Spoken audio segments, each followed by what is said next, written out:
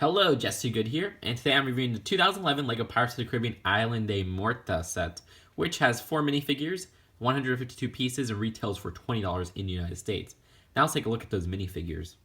First off is Captain Jack Sparrow, and this version is exclusive because of his face print, which we'll get to in a little bit, but just admire the detail they really put into these Pirates of the Caribbean figures. I mean, look at his hair molding, which is just had all these little kind of engravings in it and little designs here and there and printed and colored pieces.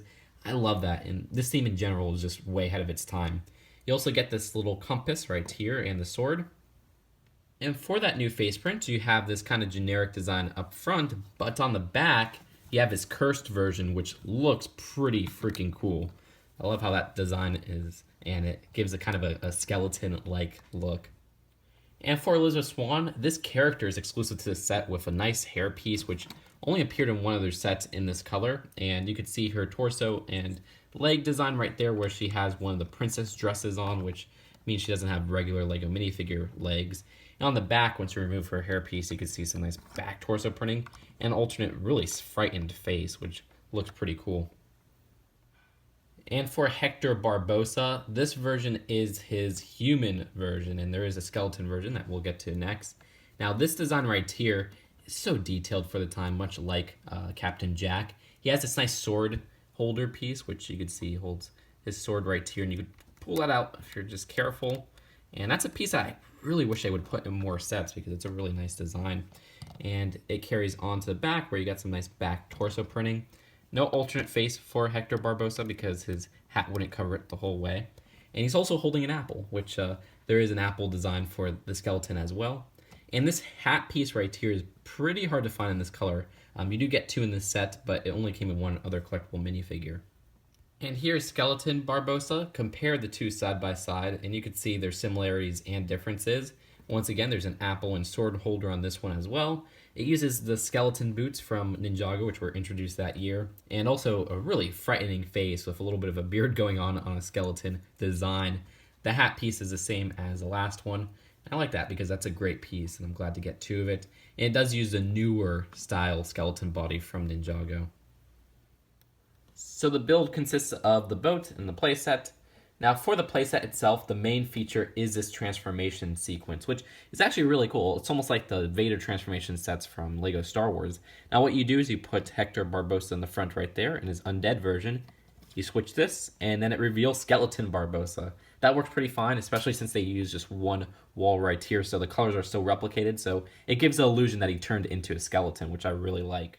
And for the rest of the island, you have these nice little pearl gold pieces just kind of scattered around to give the illusion of gold being on the island. I like that, but what's really cool is that they actually include 2 chrome gold bars in this set, and the other one we'll get to later. But this is only in certain versions of the set, and thankfully my version, because some other versions of the set actually had just pearl gold bars, which looks a lot weaker. There's also a little hidden gem on this side of the island. And there's one other play feature of the set that's kind of hidden behind the transformation rock. And that is this flag right here, which if you push a lever, it turns that way. And just for an alternate look at that feature, you kind of push it back like this. And then once again, once you push this, it kind of falls down like that. It's just a little generic play feature that doesn't really add too much, but it's still something that's fun to play around with. And then there's this separate add-on to the island, which has the second chrome gold bar right there, and also this nice golden crystal, which is a different gold than chrome gold and pearl gold, but it's a really nice shiny gold. And then there's this casket right here, which once you remove the top, you could see there's coins in there. Some versions of this have pearl gold coins, but thankfully mine has the chrome gold coins. And there's some 5, 2s, 10s, and 1s, I believe. I'm missing actually 2 of the golden coins. There's supposed to be a total of 8. But I don't know where those went.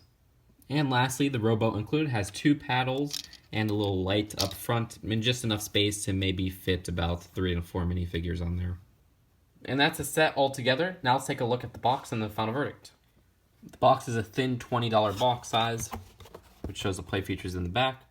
And what's really cool about these Pirates of the Caribbean sets is, yeah, you get the instructions right here, but they're packaged in a special packaging so they don't get all bent up. And inside, let's see if there's any cool advertisements. You got one for the game, and one for all or most of the sets. I really wish I would have got these back in the day because I saw basically, I think all of these sets on sale at one point or another.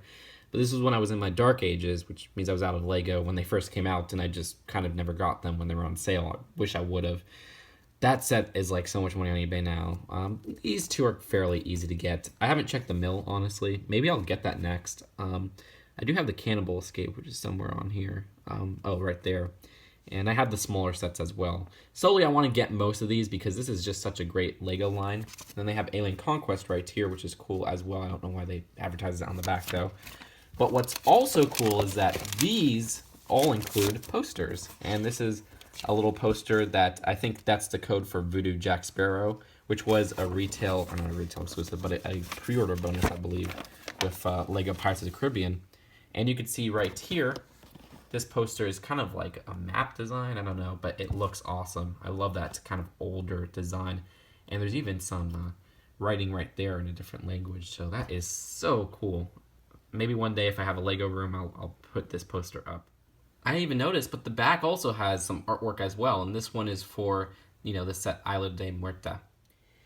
So yeah, I mean, I wish I could give this set a letter rating. It'd probably be like an A+, because it's just something I can't find any flaws with. I mean, usually we get 3 minifigures for a licensed set, but here we get 4, and they all have exclusive prints. That's incredible. Second thing is, the design of this is something that's great for kids, where you get the play features, but also great for adults, where it is this more serious, dark, run-down kind of design. I also like the gold pieces, which is something that we don't really get in too many sets. Chrome gold in general is just a kind of a rarity in Lego nowadays. I don't know why. Either way, all that considered, this is a phenomenal set. If you could find it cheap online, get it right away. Love the minifigures, love the build, and the price is fantastic. Now, I mean, the secondhand price is a little bit ridiculous, where you could have to pay around $60 or $50 on eBay. But that's because this is a great set and a lot of people want it, and you can't blame them. So that's it for now. Hope you guys enjoyed this video. Let me know if you want to see more Pirates of the Caribbean reviews, and I'll see you guys later. Peace out. Bye.